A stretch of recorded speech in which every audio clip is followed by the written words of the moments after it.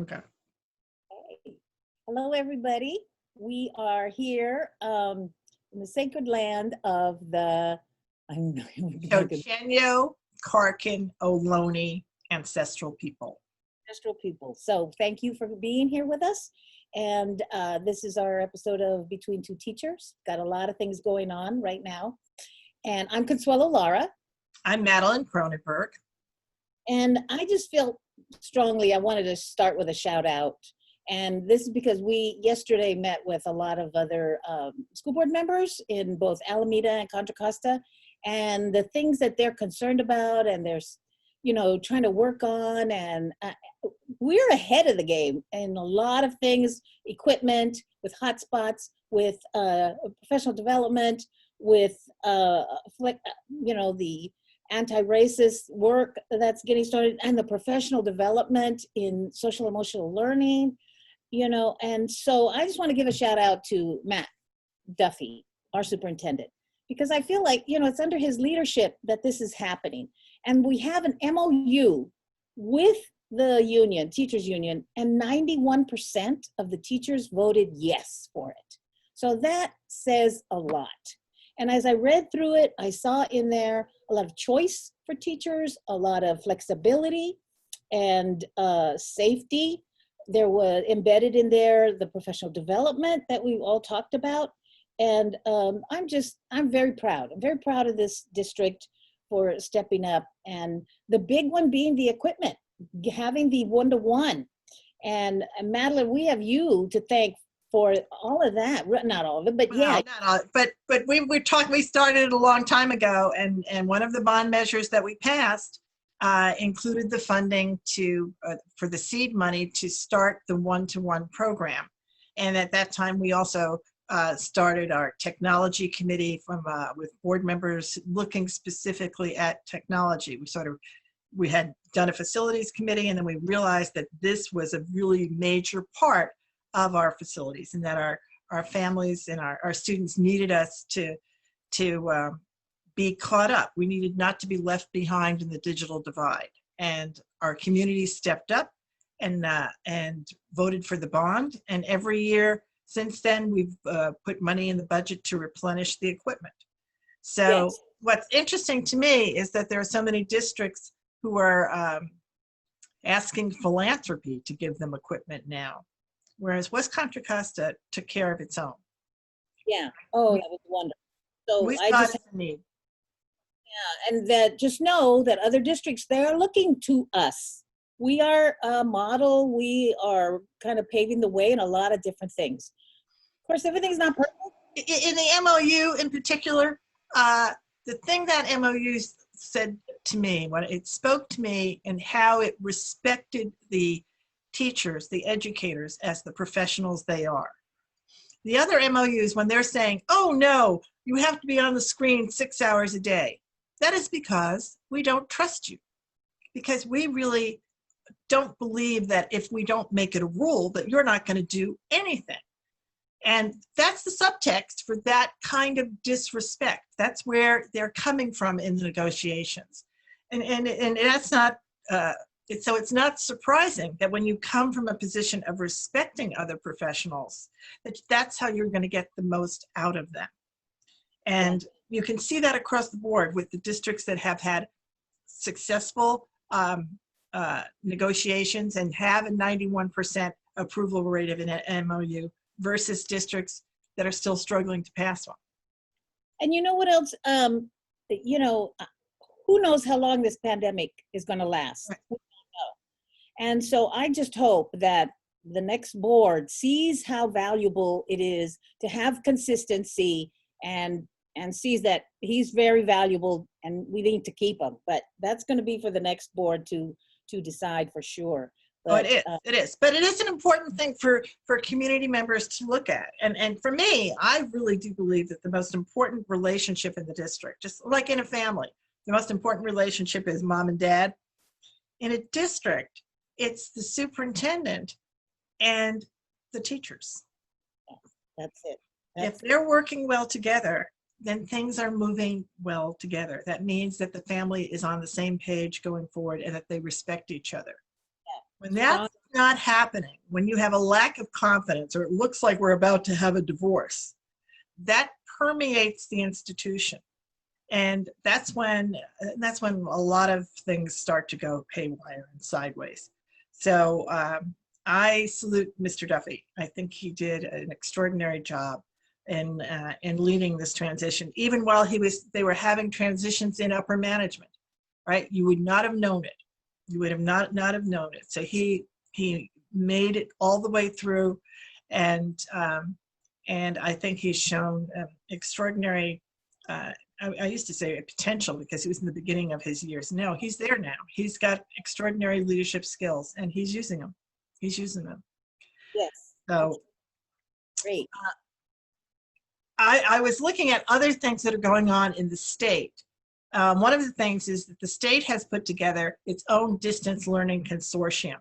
And today in the governor's address at lunch around the coronavirus issues, today he had Linda Darling-Hammond and Tony Thurmond on with him. And when I saw that, they were talking about many things. They were talking about the need for other districts to try to get the equipment and the hot spots and the struggles that they're having throughout the state. Mr. Thurmond mentioned that.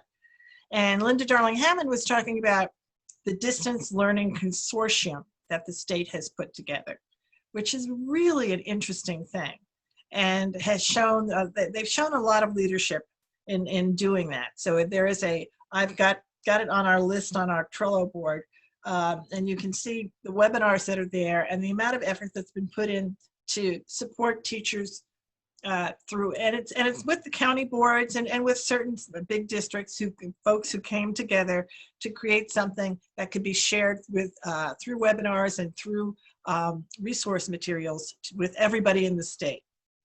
And that's called the Distance Learning Consortium, and it's operated by a group called CCEE, which is the California Collaborative for Educational Excellence, which is part of the government, and doesn't have any, they describe themselves as a thought partner to the Department of Education. So they're just an extra in-house consulting group is what it seems to be, but they did a really good job with this. This was perfect kind of task for them. Great. Okay. The other thing I wanted to mention was, in the midst of all of this, we still have facilities that are opening, and we have Michelle Obama, which is getting finished, but it's not opening. And in Kern, in Bakersfield, there's a new CTE facility. It's a school that's apparently it's a center. It's called a CTE center that's built next to a high school, specifically for the trades and medical professional tasks, and similar to what we have in the Career Tech building at De Anza, actually, because we have one in West Contra Costa. We built it when we built De Anza, but this one has also got an auditorium that they're very proud of, and what impressed me with the description of the auditorium was that it's designed to provide access to business partners to come in and share out as a regular part of the curriculum. And that's what career technical education needs, is that kind of a deep partnership where your partners are going to come and give panels on a regular basis so that your students get connected to the workforce. Absolutely, and that's what's needed. I mean, I don't think we can do without that. We need that partnership with business going forward. Absolutely, that sounds wonderful. It is. I mean, so that's a model. It's not like these things don't exist. It's just that you have to, look for models, and that one is definitely there. The other one I wanted to mention. Oh, you're gonna pass this. There are all of these trackers. There are trackers out there now that talk about which schools are open and which aren't across the country. And it really is true that very few people are going back because they can't, because we have not controlled this at all. And even in places where they think they can, they're terrified that you know, if you cross the line and go from Pennsylvania into New Jersey, or you have to go into a 2-week quarantine. It's such a bizarre situation. But anyway, you can follow along and see how many of those trackers are out there and tell you who's open and who's not open. What I did want to talk about was what's a big conversation in the country is childcare. Yes, yes. Right? And so the Contra Costa Office of Education put out a parent survey to try to assess countywide what childcare needs exist. So I'm really interested to see what the upshot of that is once that survey gets finished. But they've put that out to the whole county. And the other thing that has developed are these pods. So they're online now. There's a group of pandemic pods, or there are a lot of different names for them, Pod Up, where you've got 36,000 families trying to match up with a pod. Wow. So that their children, and one of the, and apparently that organization started in the Bay Area because Contra Costa County has a chapter. All right. So what you do is you go and you put your address in and say how old your children are, and then people try to match you.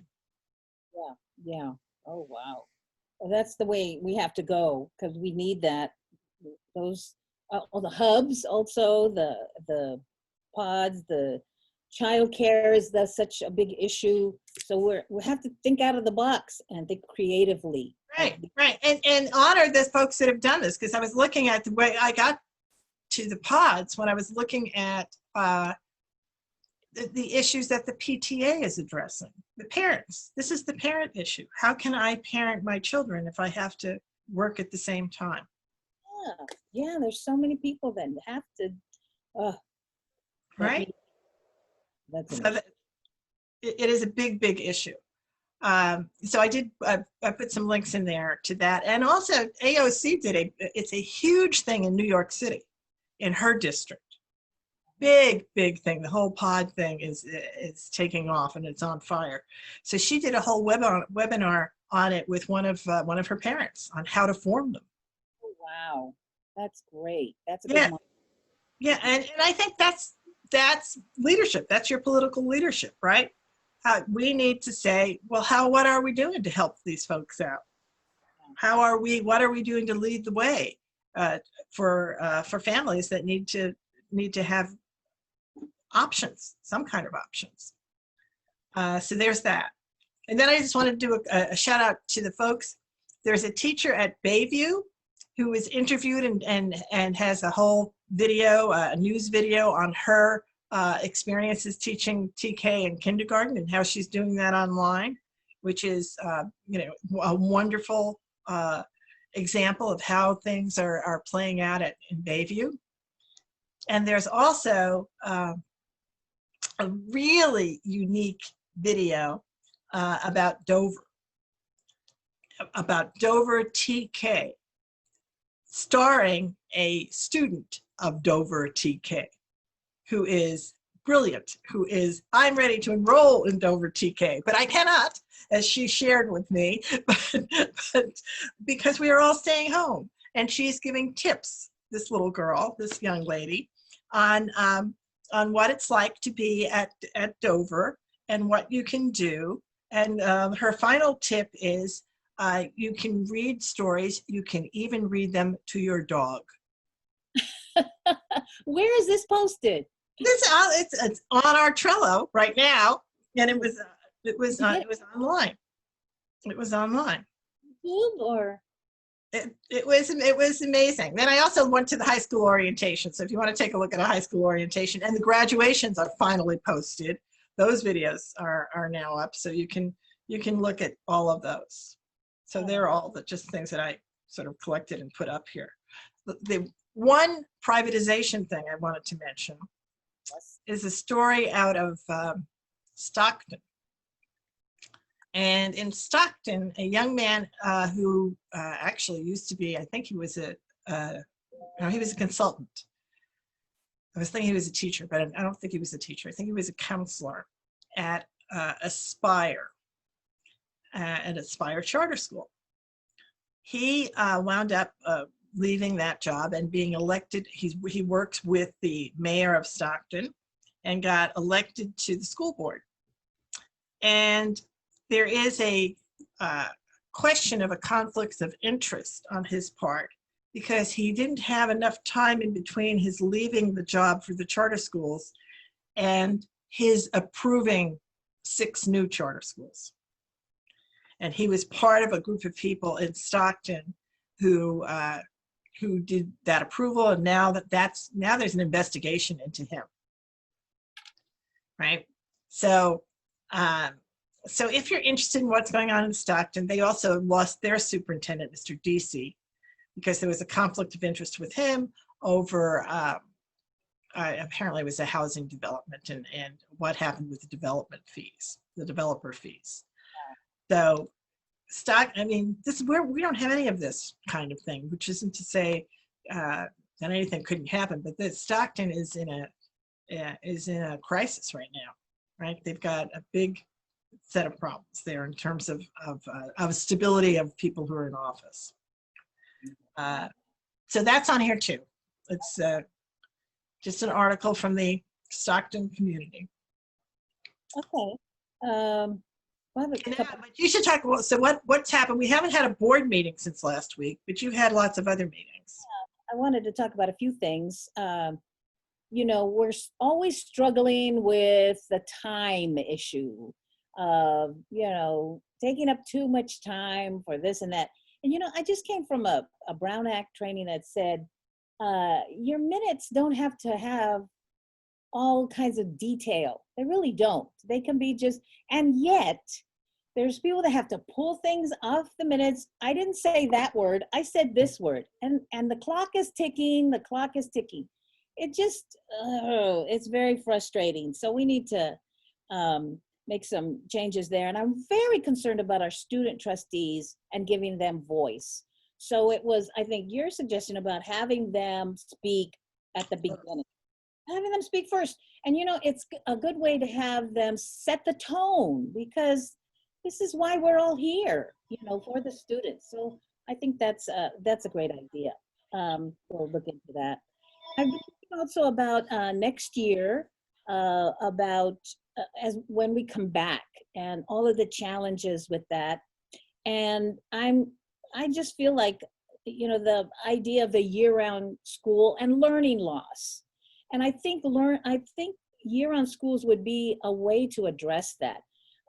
So I hope that we'll explore that. People look into that. I taught at a year-round school. I know that we were out for 45-15, so we were out for 3 weeks.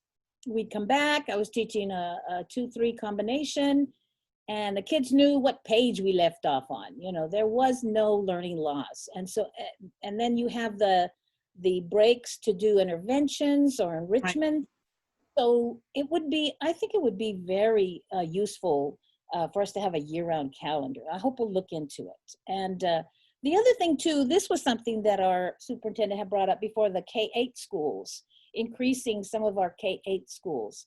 And I think that's something we, again, all of these I think would affect the social emotional well-being of our students. We want to create environments where they feel safe and our families are safe. And I know there's nothing but positive things come from the K-8s. You know, if you ask them, people like it. They really, you know, they love it. So I hope we will explore that also as a possibility for when we come back. We will come back. We will come back. And we will know a lot more about distance learning. I mean, and I agree with you. I think that the calendars, you know, that the time has come. Everybody wouldn't do it before because, oh, well, you know, we'll never give up our summers. But we just gave up 6 months. Yeah, yeah. And remember, we don't have, that was all based on child labor, wasn't it? Because so many things, but it was all inherited, and all of it's been shaken up now. It's all been shaken up. So the opportunity to rethink so many things is really available.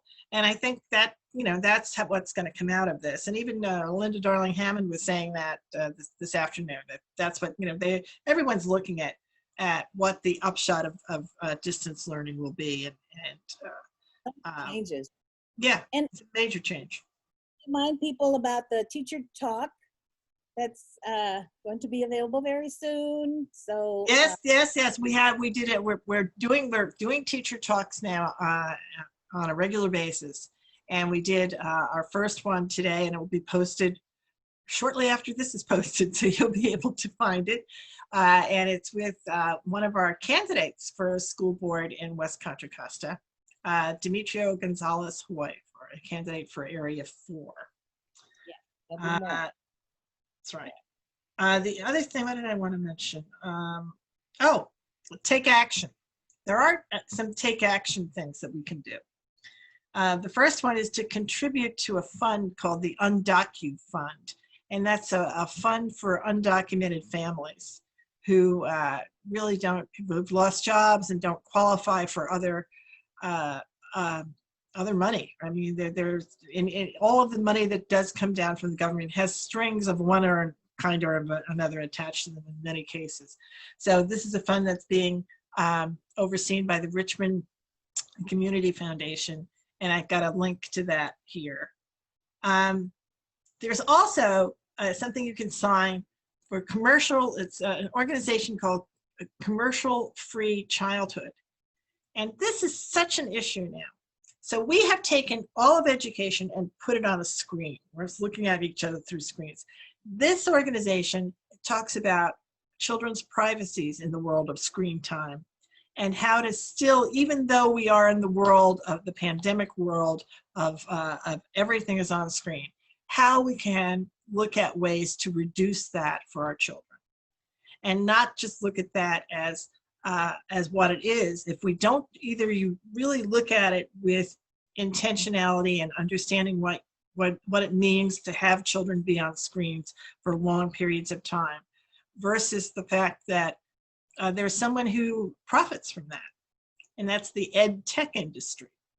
So thinking carefully about all the decisions that we make around screen time is what these folks are about.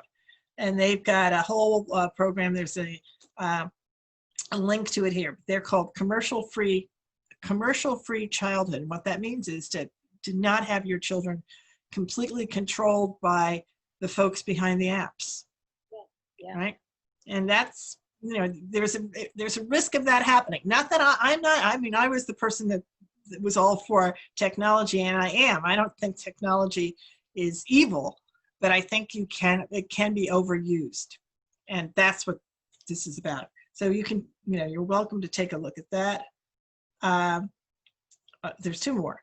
One of them is another one. There's a new bill called AB 2542, and it's the Racial Justice Act by Mr. Colroy. And it prohibits racial discrimination in convictions and sentences and creates a process to challenge racial discrimination following a trial or a conviction. It's a really important bill, and I suggest that you take a look at that. And the Yes on 16, which is also another bill that deals with the affirmative action and restoring affirmative action in California. This is the season of us being able to take positions on things, and it's important to take a look at the things that are being put before us and vote your values.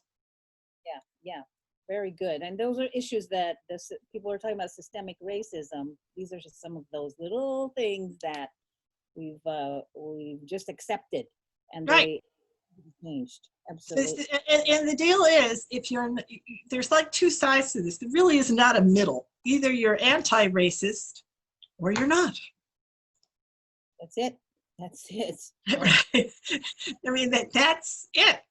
And that sort of is, I think, where we've arrived, where if you really step up and say, yes, this was racist. When I really think of it now, this was racist. Well, then you have to, if you're anti-racist, you need to be opposed to it. All right. So that's it for me. I was so in a hurry to do my shout outs. Forgot our introduction. So we'll do that at the end as we're signing off. This is Consuelo Lara. And And I'm Madeline Cronenberg, but we have to do our joke. Don't we have our joke from it's in this joke. I forgot all Irma about that. sent us something. Yeah, yeah. Let's see who brings it up. Oh, I got it. Got it? I've got it. This is a good one. All right. This is a good election joke. I get to say it. Why does Mississippi see so many voters at the polls Why do they see so many at the polls in Mississippi? in Mississippi? Because it has 4 eyes. Okay, that's definitely his style. 4 eyes. Okay. This is 4 eyes in Mississippi. On that note, we'll say goodbye till next time. Right. I will.